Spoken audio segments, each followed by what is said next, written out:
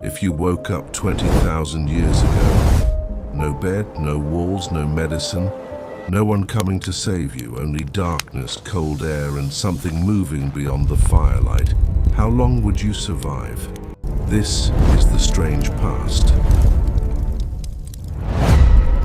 Before cities, before clocks, before money, before writing, and before the idea of a normal day, there was only fire, hunger, weather, and the people beside you.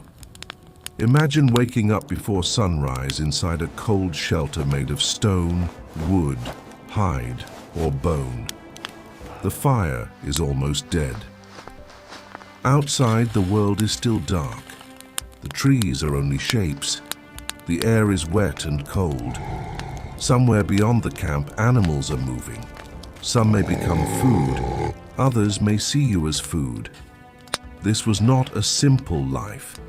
It was not a primitive life. It was the longest human reality ever lived. For most of human history, there were no cities, no farms, no written laws, no shops, no hospitals, no electricity, and no way to escape the natural world. People survived by reading the land, remembering the seasons, sharing danger, and carrying knowledge in their bodies. So what did life really feel like before civilization? To understand that, we have to forget almost everything modern life has taught us. A Paleolithic morning did not begin with an alarm. It began with light. The first task was not opening a door, checking a phone, or making coffee. It was checking the fire. If the embers had survived the night, the group still had warmth, protection, light, and the possibility of cooking. If the fire had died, the day began with a problem. Starting fire from nothing was possible, but it took skill, patience, and time. Fire was not decoration. Fire was survival. It cooked food. It pushed back predators. It warmed bodies. It allowed people to see each other after sunset. It created a small circle of safety in a world that became dangerous when darkness arrived. Around the fire, people slept. Around the fire, children learned.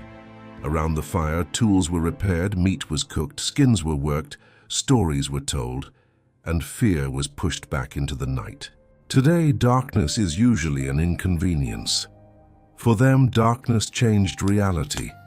It hid predators. It erased distance.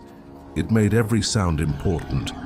A branch breaking in the forest could mean nothing, or it could mean everything. Before civilization, the fire was the center of human life. Modern humans measure the day with hours.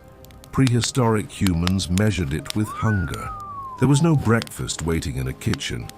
No market, no fridge, no guaranteed meal. Every day began with the same silent question.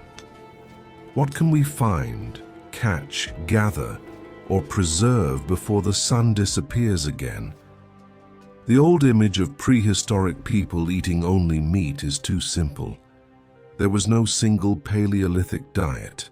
What people ate depended on where they lived, what season it was, and what the land offered. Near rivers and coasts, people could fish or gather shellfish. In forests, they could search for nuts, berries, roots, and small animals.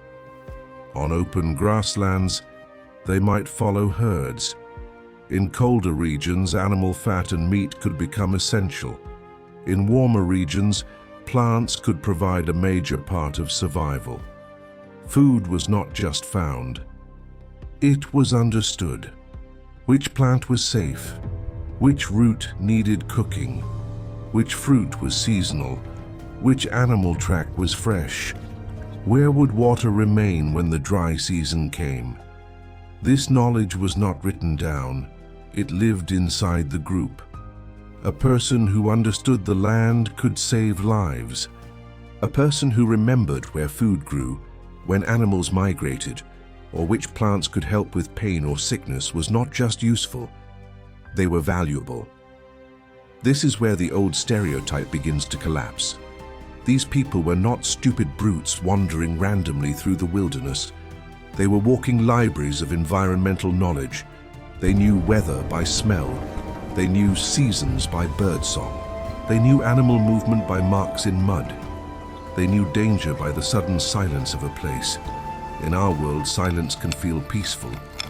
In theirs, silence could mean something was watching. Before civilization, nothing was disposable. A blade, a scraper, a spear, a needle, a basket, a hide bag, a rope, a digging stick, a trap. Each object represented time, knowledge, and survival. If a tool broke, there was no shop. If clothing tore, there was no replacement waiting. If a spear point failed during a hunt, hunger could follow. Stone tools may look simple to modern eyes, but making them required control and experience. One wrong strike could ruin the stone. One good strike could create a cutting edge sharp enough to butcher an animal, prepare hides, shape wood, cut plants, or defend a camp. But stone is only part of the story. Stone survived in the ground, so stone is what we remember. Wood, leather, fibers, baskets, ropes, and hides often disappeared with time. Much of the prehistoric world has simply rotted away. Wood may have been everywhere. Spears, handles, shelters, digging sticks, frames, traps, containers, and tools could all come from trees. Bone, antler, and ivory could become needles, hooks, points, ornaments, and small tools. Their technology did not look like ours, but it worked. It was not built to impress. It was built to keep people alive. And every object carried a story. Someone found the material. Someone shaped it. Someone used it. Someone repaired it. Someone taught a younger person how to make another one. Before civilization, survival was not only about strength, it was about skill passed from hand to hand. The word caveman makes us imagine people living permanently inside dark caves. But the reality was more complex. Some groups used caves and rock shelters when they were available. Others built shelters from wood, branches, hides, stone, or even mammoth bones in colder regions. Home was not always a fixed place. Home was wherever the group could survive the season. A good camp needed water nearby. It needed access to food. It needed protection from wind and weather. It needed enough visibility to notice danger before danger arrived. Inside these shelters, space mattered. There were places for fire, sleeping, tool making, food preparation, and storing useful materials. Even without modern furniture, human life created order. Children did not grow up separated from adult work. They watched. They copied. They learned by doing. A child might learn how to recognize tracks, how to scrape a hide, how to stay quiet during a hunt, how to avoid a poisonous plant, or how to listen when the adults suddenly stopped speaking. Education was not a classroom. It was survival shared across generations. This world could be harsh, but it was not empty. It was full of relationships. It is easy to imagine prehistoric life as lonely and brutal, but humans survived because they were social. No individual could know everything, make everything, carry everything, hunt everything, and survive every injury alone. The group was the technology. Food was shared. Knowledge was shared. Fire was shared. Danger was shared. A successful hunt was not only about meat. It was a social event. It created obligations, gratitude, status, memory, and stories. Around the fire, people could relive the danger, honor the skill, warn the young, and teach the next generation. Before writing, memory lived in voices. Before books, knowledge lived in stories. A story could teach where animals moved. A song could preserve a route. A ritual could remind people when a season was changing. To us, art can feel optional. To them, art may have been a way to remember, teach, connect, and give meaning to a dangerous world. Long before cities, humans were already making marks, using pigments, decorating objects, and possibly decorating their own bodies. They were not just surviving the world, they were learning how to live inside it. And that difference matters. Survival is what keeps a body breathing for one more day. But meaning is what gives that day a shape. A mark on a wall, a pattern on a bone, a line of pigment across a hand. These things may look small to us now. But in a world with no writing, no maps, no calendars, and no permanent records, a mark could hold memory. It could say this happened here. It could say we returned. It could say remember this animal. Remember this path. Remember this season. Remember us. For people living before civilization, the world was not divided between nature and human life. There was no outside world waiting beyond a door. There was only the world, and humans were part of it. The river was not scenery. It was water, food, danger, direction, memory. The forest was not a place to visit. It was shelter, fuel, medicine, warning, mystery. The sky was not background. It was time, weather, movement, and sometimes fear. To live before civilization meant learning that everything around you could speak, if you knew how to listen. A change in the wind could mean rain. A bird call could mean movement. A broken branch could mean an animal had passed. A strange silence could make every person in the group look up at once. Modern life teaches us to ignore most of the world. We walk past plants without knowing their names. We hear birds without understanding what changed. We see clouds and think only of inconvenience. But for them, attention was not a personality trait, it was survival. A careless person could miss fresh tracks. A distracted person could step into danger. A person who forgot where water remained in the dry season could lead others into hunger. So their minds were trained differently, not by schools, by consequence. Every valley had a memory, every ridge had a story, every trail was a decision made by generations before them. This is one of the hardest things for us to imagine. Before civilization, people did not move through an empty wilderness. They moved through a remembered world. A bend in a river might remind them where someone once found fish. A grove of trees might remind them of fruit that returned only at one moment of the year. A stone formation might mark a place where storms came quickly. This is why age could matter so deeply. In a world without books, an old person was not only old, they were a library that had survived. They remembered years when the herds did not come. They remembered where food was found when the usual places failed. They remembered storms, sickness, births, deaths, migrations, and mistakes. They might remember a safe crossing through dangerous ground. They might remember a plant that helped with pain. They might remember a story told by someone who had died long ago, and that story might still save someone young. Today, we store memory outside ourselves, in phones, in books, in maps, in systems. Before civilization, memory had to breathe, and because memory breathed, it could also die. A person lost was not only a life lost. It could be a route lost, a technique lost, a warning lost, a season lost.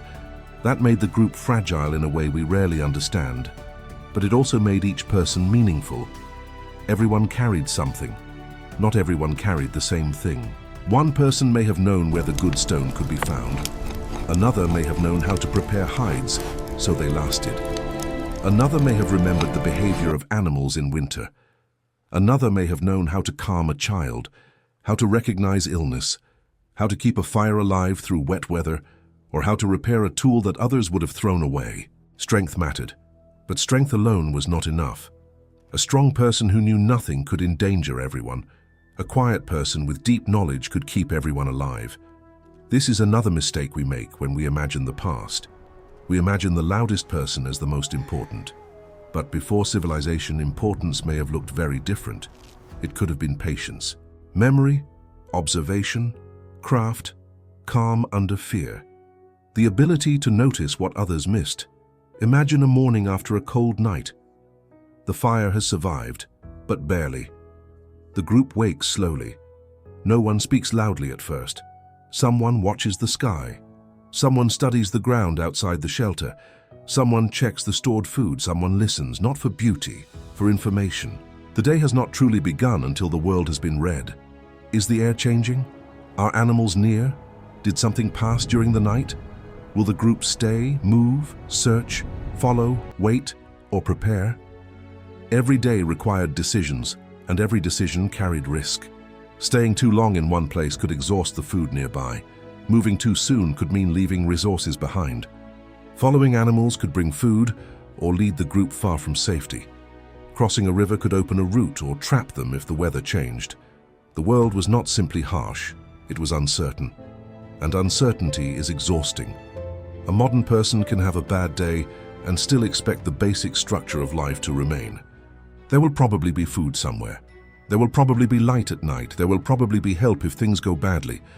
Before civilization, none of that was guaranteed. And yet, people laughed. They rested. They played. They taught children. They decorated things. They watched the sky. They returned to places that mattered. This is what makes them so human. Not that they suffered, but that they created life inside suffering.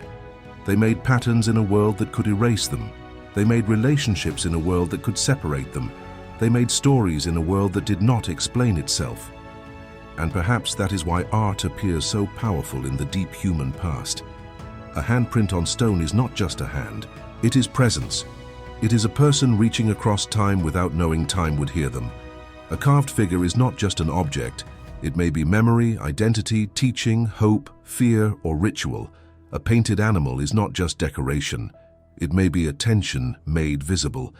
It may be a way of holding the image of something powerful, something needed, something feared, something respected. We have to be careful. We cannot always know exactly what ancient people meant. Their minds are not open books. Their worlds are not fully preserved. But that uncertainty makes the past stranger, not smaller, because every mark that remains is surrounded by all the things that vanished. Footsteps vanished, stories vanished, wooden tools vanished, clothing vanished, bodies painted for ceremony vanished, gestures vanished, dreams vanished. What remains is only a shadow of a much richer world. And even that shadow is enough to show us something extraordinary. Humans were not waiting for civilization to become human. They were already there, thinking, remembering, teaching, fearing, laughing, grieving, imagining, building meaning from firelight and stone. But meaning did not remove danger. When the sun fell, the world changed again. Daylight gave the illusion of distance. You could see the line of trees, you could see the open ground, you could see the movement of birds, the shape of clouds, the path ahead. But darkness erased all of that.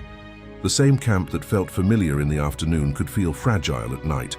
The forest did not need to move closer, it only needed to disappear. The edge of the fire became the edge of the known world. Beyond it, shapes dissolved. Sounds grew larger. A small movement in the grass could become a question no one wanted to answer. A distant call could stop a conversation. A sudden silence could gather every eye toward the dark. This was not superstition. It was attention under pressure. Night demanded humility. It reminded humans that they were not above the world. They were inside it. And inside it, they were vulnerable. There were no walls strong enough to make the outside disappear, no locked doors, no switches to fill a room with light, no distant authority to call. The first defense was the group. The second was fire. The third was knowledge. And sometimes, even those were not enough. But the night also gave humans something else. It gave them a circle, a place where faces appeared in firelight, a place where the day could be remembered, a place where fear could be named. To name fear is already to change it. Around the fire, a dangerous animal could become a story. A lost person could become memory. A strange sound could become warning. A journey could become instruction. A dream could become meaning. The fire did not only warm bodies, it gathered minds. It made a small theater in the dark. The flames moved, shadows moved, faces changed. A person speaking in that light could make the past live again for everyone listening. This is where the human world became deeper than survival. A child could hear about a hunt they had never seen. A young person could learn what not to do without making the mistake themselves.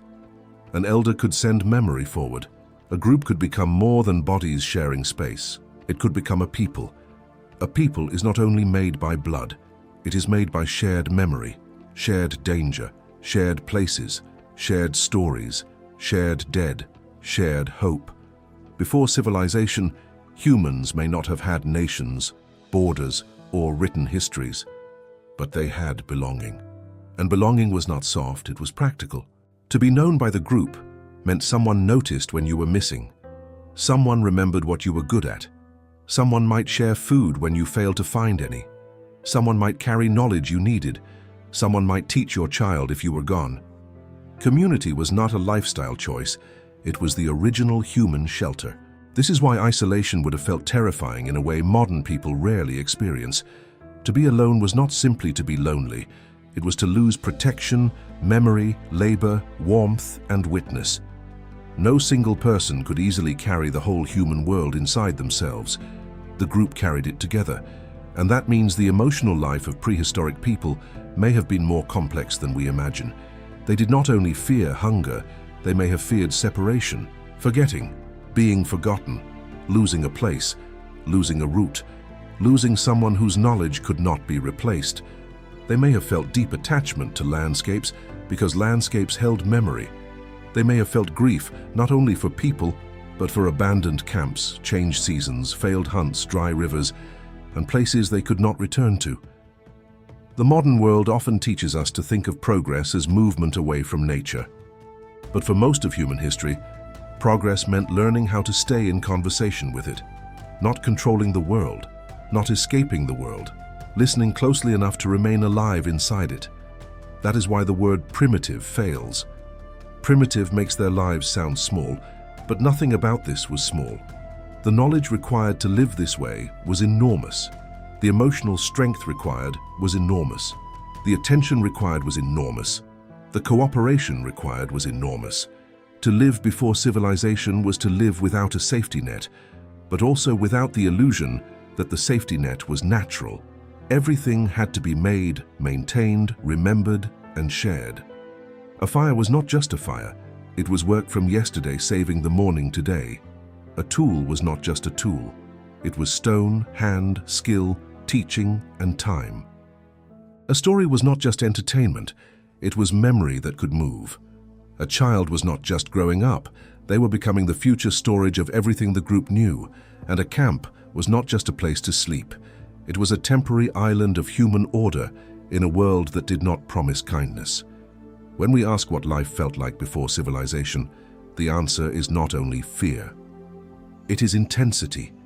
Everything mattered more directly. Fire mattered, weather mattered, footprints mattered, silence mattered, memory mattered, the person beside you mattered. And maybe that is what makes this past so haunting. It was dangerous, yes, but it was also intimate. The distance between action and consequence was short. The distance between people was short. The distance between the human body and the living world was almost nothing. Today, we can spend entire days surrounded by systems we barely notice. Water arrives, food arrives, light arrives, heat arrives, information arrives. We touch smooth screens, and the world answers. But before civilization, the world did not answer so easily. You had to ask with your body, by walking, by listening, by watching, by remembering, by risking, by returning. And when the answer came, it might be food, storm, silence, or danger. This was the human condition for a length of time almost impossible to feel, not a chapter before the real story, not a waiting room before civilization. This was the real story for most of our existence. Civilization is recent. The city is recent. The clock is recent. The written law is recent. The supermarket is recent. The electric night is recent. But the older world is still under us. We carry it in our bodies, in our fear of darkness, in our comfort around fire, in our need for stories, in our instinct to gather when something frightening happens, in the way a quiet forest can still make us lower our voice, in the way a sunrise can still feel like relief. But there is another part of this life that we often forget. The body itself was part of the technology. A modern body can survive with weak attention because the world around it is padded with systems. Chairs hold us, shoes protect us, vehicles carry us, medicine repairs us. Before civilization, the body had to know things directly. Feet had to know uneven ground. Hands had to know texture, weight, heat, cold, sharpness, softness, dryness, and resistance. Eyes had to search distance without a map. Ears had to separate ordinary sound from warning sound. The nose could matter. The skin could matter. Fatigue could matter. Pain could matter. A small mistake could change the movement of a whole group. An injured ankle was not only one person's problem. It could slow travel. It could change where the group slept. It could decide whether a hunt was attempted or delayed. It could require others to carry more, watch more, share more. This means care was not separate from survival. Care was survival. The idea that prehistoric life was only brutal misses something essential. Humans survived not only because they were tough, but because they helped each other remain useful, safe, and alive. A child could not survive alone. A sick person might need attention. An older person might move more slowly, but carry knowledge no one else had. A wounded person might recover if the group made room for them. So the group had to balance cost and value, danger and loyalty, movement and compassion. That balance is deeply human. It tells us that our oldest ancestors were not machines of survival. They were people making choices under pressure. And those choices shaped what humanity became. Think about how different time must have felt. Modern time is chopped into numbers, minutes, hours, deadlines, schedules. Before civilization, time lived in changes. The light returning, the cold lifting, the insects appearing, the water lowering, the animals moving, the fruit ripening, the moon changing shape, the body becoming hungry, the child growing taller, the elder walking slower. Time was not invisible. It was everywhere. You could see it in the sky. You could feel it in the air. You could taste it in what the land offered or refused. A season was not a decoration on a calendar. It was a force that changed the rules of life. A place that was generous in one season could become empty in another. A path that was easy in dry weather could become impossible after rain. A river that gave food could also block movement.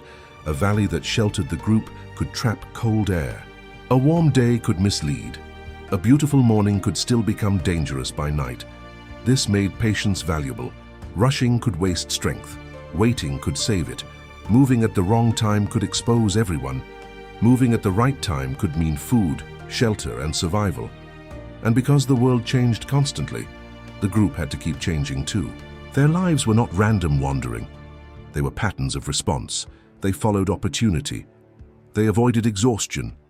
They returned when return made sense. They left when staying became risk. Every movement was a conversation between need and memory. Imagine carrying everything that matters, not in boxes, not in vehicles, not in storage rooms, but on backs, in hands, in bundles, in small containers, in remembered techniques. What would you choose to keep? What would you leave behind? A modern person owns far more than they can carry.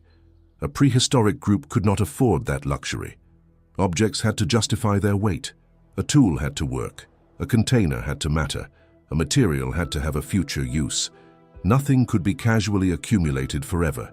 This made their world both poorer and richer than ours. Poorer in objects, richer in attention. Because when you own little, every useful thing becomes intimate. The hide that keeps you warm is not just clothing, it is labor, animal, weather, memory, and protection. The cord that ties a bundle is not just cord. It is plant fiber, hand skill, and the ability to carry tomorrow. The stone that fits the hand is not just stone. It is possibility. The ember carried carefully from one place to another is not just heat. It is the previous night traveling into the next day. Even movement itself had emotional weight. Leaving a camp meant leaving traces of life behind. Ash, footprints, small broken pieces, a place where someone slept, a place where someone laughed, a place where someone was afraid, a place where a child learned something for the first time. The group might never return, or they might return years later and find the place changed. A fallen tree, a shifted stream, a different smell in the air, new tracks in old ground. The world remembered nothing in the way humans wanted it to, so humans had to remember for the world. That is one reason the past feels so strange. These people lived without the permanent architecture that makes modern life feel stable. No street corners to return to, No house number, no written record saying this was ours. Their permanence was not built in stone cities. It was built in repetition, in returning, in telling, in recognizing, in teaching someone younger what a place meant before the people who knew it disappeared. This also changes how we think about identity. Who were you before civilization? Not a citizen, not an employee, not a customer, not a username. You were someone known by face, skill, memory, relation, and action. You were the one who found water, the one who repaired a broken handle, the one who remembered the old route, the one who watched children, the one who listened well, the one who panicked, the one who stayed calm, the one who shared, the one who did not. Reputation was not abstract. It lived close to you. Every day gave evidence of who you were. In small groups, character had fewer places to hide. This could be comforting. It could also be frightening. To be seen so closely by others is a kind of safety and a kind of pressure. Modern loneliness often comes from being unseen. Prehistoric life may have carried the opposite burden, being known too well, needed too directly. Judged by what you did when fear entered the camp, remembered for how you acted when food was scarce. This is not a simple world. It is a human world without the layers we now hide behind. And as the day moved toward evening, all of these pressures gathered again around the fire. The fire was where bodies warmed, but it was also where the invisible life of the group appeared. Who sat close? Who stayed quiet? Who told the story? Who listened? Who watched the dark while others relaxed? Who fed the flames without being asked? Small actions could reveal the structure of the group, and in that structure, civilization had not yet appeared, but humanity had. The prehistoric world did not disappear completely. It became memory inside the human nervous system, a memory older than language, older than nations, older than every city we have ever built. And maybe that is why, when we look into firelight, something ancient in us still pays attention, because for thousands upon thousands of generations, firelight was not decoration. It was the line between the known and the unknown, between warmth and cold, between the group and the dark, between one more night and one more morning. So what did life really feel like before civilization? It felt uncertain, it felt physical, it felt cold, hungry, watchful, dangerous, beautiful, and deeply connected. It was a life ruled by fire, weather, memory, and the fragile strength of the group. The people who lived it were not simple, they were not stupid. They were not background characters in the story of humanity. They were the foundation. Before kings, before cities, before armies, before empires, before money, before writing, there were humans gathered around a fire, trying to understand the world before it swallowed them. And in that firelight we can still see ourselves, and maybe that is why this past feels so distant, but also so deeply human. If this journey made you see history differently, leave a like to support the video, and subscribe to The Strange Past to discover more strange and forgotten stories from human history. Because our past was far stranger than we imagine.